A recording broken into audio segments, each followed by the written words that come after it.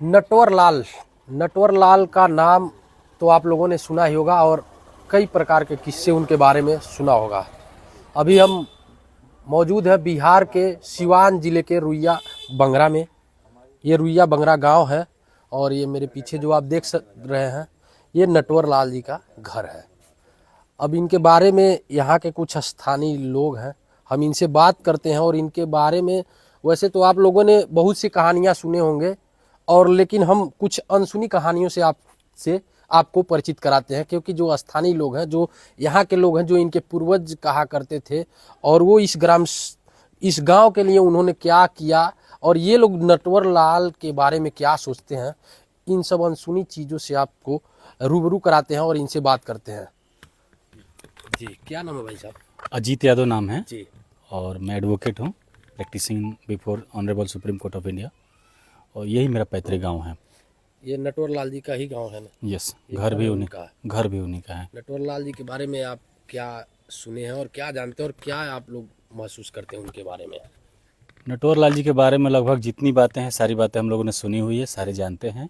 नटवर लाल जी ने कहा जाता है कि वो इंडिया गेट बेच दिए थे और कई प्रकार की चीज़ें सुनने में आता है कि वो बैंक में बैठे बैठे जो राष्ट्रपति थे उनका खाता खाली कर दिए थे SBI का। ऐसी चीज़ें काफ़ी जो आपने बेचने वाली बातें सुनी हैं उसमें इंडिया गेट, ITI का जो ब्रिज है जी दिल्ली का, वो लाल किला, राष्ट्रपति भवन, संसद भवन दिल्ली, और आगरा का ताजमहल, पटना का जो गांधी पुल है, गांधी सेतु ब्रिज, उसको भी बेचा है। तो बेचने में माहिर थे और हमेशा अच्छे कॉज के लिए बेचे हैं, गुड फेथ में बेचे हमेशा, कि ऐसा नहीं है कि ब्रिज बेच के, लाल किला बेच के अपने के लिए यहाँ पे कुछ करना है।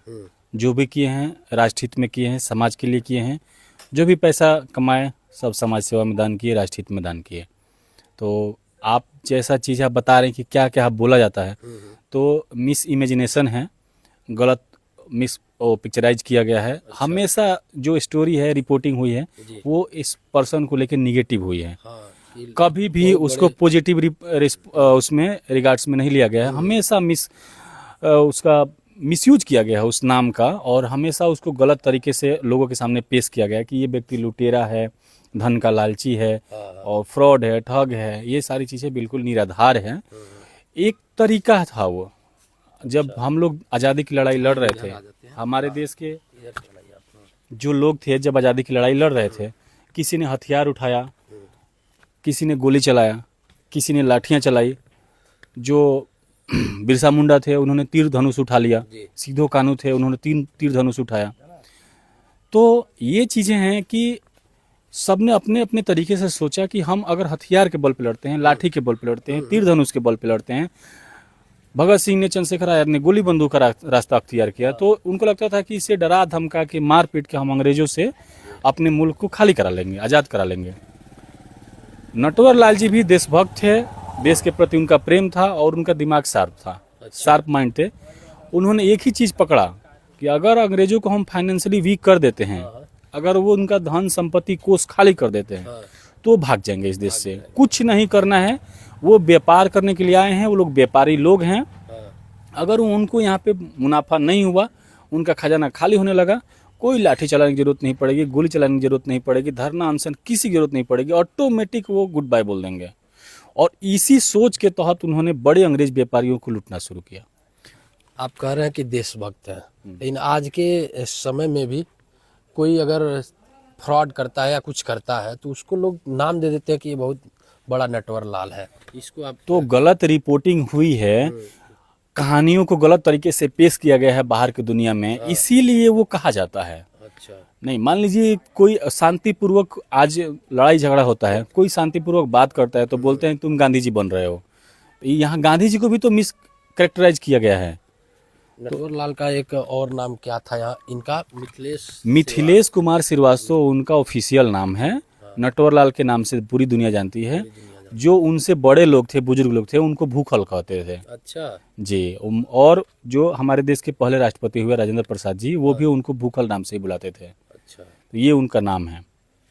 आप लोग उनको लेके क्या महसूस करते हैं? गर्व महसूस होता है, या जिस तरीके के नटवर लाल का इमेजिनेशन आपके द्वारा जो बता रहे हैं कि बनाया गया है, कैसे आप लोग उसको? जैसे आप बता रहे हैं कि बाहर की दुनिया में ठग बुलाया जाता है, हम लोग तो खुद ठगा हुआ महसूस कर रहे हैं अच्छा। कि हमारे गांव का व्यक्ति देश की आज़ादी के लिए इतना बेहतरीन सोच रखता था, इस तरीके से चाहता था कि हम उसको आर्थिक रूप से कमजोर कर दें, आर्थिक शोषण हो जाए उनका, तो खुद छोड़ के भाग जाएंगे। हाँ।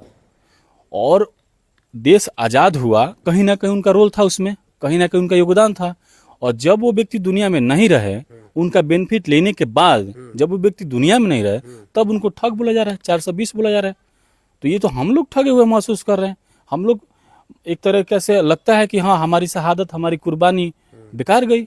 नहीं तो जितना पैसा वो कमाए, जितना पैसा वो ठग लूटपाट के ले आए, जहां से भी ले आए, अंग्रेजों से ही ले आए, गलत तरीके से ले आए। अच्छा, वो करते क्या थे, लाते थे तो पैसा?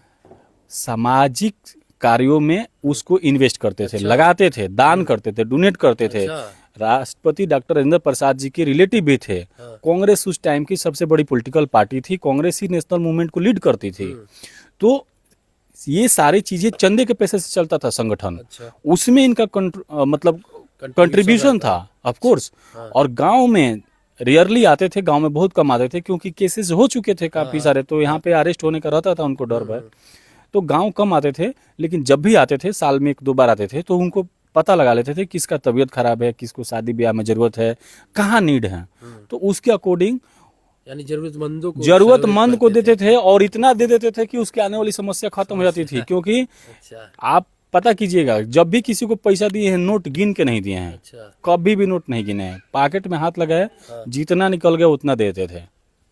और यहाँ तक कि हमारे गांव के सैकड़ों लोग सरकारी नौकरी में थे उस टाइम पे। आज़ादी के तुरंत बाद राष्ट्रपति राजेंद्र प्रसाद जी का अपॉइंट होते ही हमारे गांव के सैकड़ों लोग जॉब में लगे सरकारी।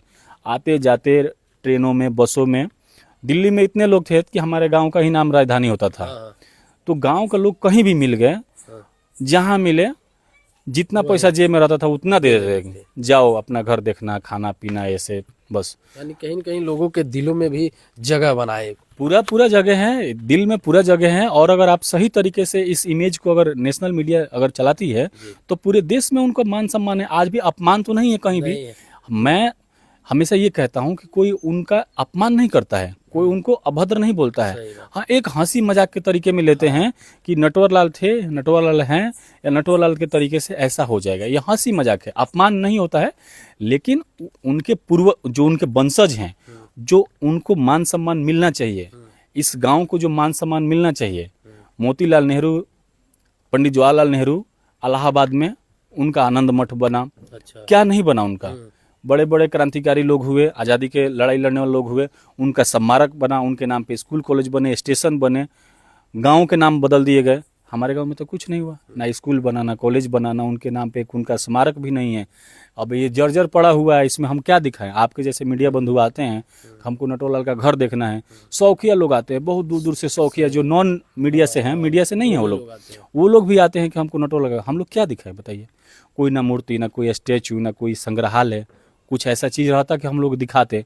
तो ये हम लोग को बहुत मलाल है कि उस इतना बड़ा कंट्रीब्यूशन देने के बाद वो चाहते तो उस पैसे का स्कूल कॉलेज बना लेते, धर्मशाला बना लेते, अपना घर बना लेते, पैसा इन्वेस्ट कर देते, बिल्डर हो जाते। आपने सर सुभा सिंह का नाम सुना होगा, जिसने भगत सिंह की हत्या में गवाही दिया था। वो लंदन में थे उस टाइम पे, असेंबली में। उनके गवाही पे भगत सिंह को फांसी हुई। जो सादीराम था मेरठ का, उसके गवाही पे भगत सिंह की फांसी हुई। उन्हीं के बेटा को दिल्ली का एनडीएमसी जब बना, तो जो लुटियंस जोन है उसको बनाने का कॉन्ट्रैक्ट किसको मिला? उसी शोभा सिंह को मिला। अच्छा। उसके वंशज को मिला। खुशवंत सिंह उसके बेटे हुए, पत्रकार हुए, और लंबे समय तक राजनीतिक पॉलिटिकल रिपोर्टिंग किए। लाल कृष्ण आडवाणी से लेकर अटल जी से लेकर सोनिया गांधी से उनके व्यक्तिगत संबंध थे। महाराजा की जिंदगी जिया उन्होंने। एक वाकया और भी बड़ा चर्चे में रहता है कि नटवर लाल जी कहा करते थे कि मुझे 3 दिन का मौका दे दीजिए और देश के जितने भी कर्जे हैं हम उसको उतार देंगे, लंदन जाने की। क्या ऐसी वाकया थी, जरा उसके बारे में कुछ जानकारी हो तो बताएं। देखिए, एक बार का बात है कि उन्होंने जो दिल्ली का आईटीओ ब्रिज है उसको बेच दिया था एक अंग्रेज के हाथों। तो बेचने के बाद से वहाँ पे अपना वो टोल वसूलने लगा। खबर गई दिल्ली में हाहाकार हुआ, फिर खबर गई राजेंद्र प्रसाद जी के पास कि ऐसे ऐसे हुआ है, तो उनको पता चला कि यही किया है। उनको मालूम था कि ऐसा काम वही व्यक्ति कर सकता है, किसी और माई का लाल पैदा नहीं हुआ है कि हमारे देश में तो अंग्रेज खुद चूना लगाने हमें आए हैं, और यही व्यक्ति है जो अंग्रेजों को चूना लगाता रहता है मौका बेमौका। तो बोले उनको बुला के कि ऐसे ऐसे करते हो तो ठीक नहीं है ये, मतलब कि वो तो व्यक्ति बहुत ईमानदार थे राजेंद्र बाबू, सैलरी भी नहीं लेते थे अपना। अच्छा। आप लोगों ने सुना होगा कि वो सैलरी नहीं लेते थे अपना और साधारण जिंदगी जीते थे। तो उनको ये था कि हम बदनाम हो जाएंगे, ईमानदारी से काम करो। तो उन्होंने बोला कि आप अपना ईमानदारी अपने पास रखिए और 3 दिन का मोहलत दे दीजिए, भेज दीजिए लंदन, और सारा कर्जा वसूल आपको दे देंगे, ले आके वहाँ का खजाना, देश का कर्जा उतार दीजिए और पूरा ईमानदारी से देश चलाइए, हमको उसमें कोई इंटरफेयर नहीं होगा, हम अपने गांव वापस चले जाएंगे। ये सोच रखते थे। ये सोच रखते थे। कि आप लोगों को कैसा महसूस होता है कि आप उनके गांव के हैं, क्या महसूस करते हैं? हम लोग को प्राउड महसूस होता है, हमेशा प्राउड महसूस हुआ है। हम लोग कभी भी इसको लेके कभी अपमानित आशंकित नहीं होते हैं कि हम हमारे गांव के। अब गलत रिपोर्टिंग गया है तो उसके बारे में वो जैसे आप आए हैं तो आप पूछ रहे हैं, तो हम जो हकीकत है हम जानते हैं क्योंकि हम गांव के हैं, तो हम आपको बता रहे हैं। तो हमें प्राउड महसूस होता है। दुख जरूर इस बात का है कि ऐसे व्यक्ति, क्रांतिकारी व्यक्ति का, ईमानदार व्यक्ति का, जो अंग्रेजों को लूटने का काम किए, उनको भगाने का प्रयास किए और अपने लोगों को ईमानदारी से बांटे, अपने लिए एक पैसा नहीं रखे, उस व्यक्ति के लिए कुछ नहीं बना इस गांव में, उनके नाम पे स्कूल, कॉलेज, धर्मशाला कुछ भी नहीं बना।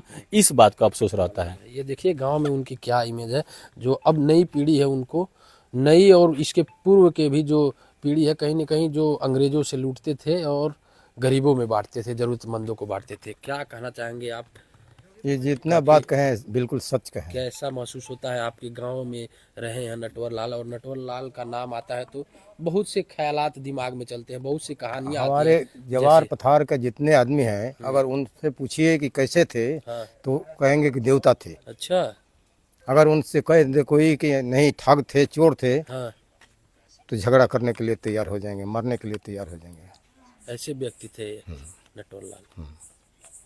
आप लोगों को गर्व होता है? बिल्कुल गर्व होता है।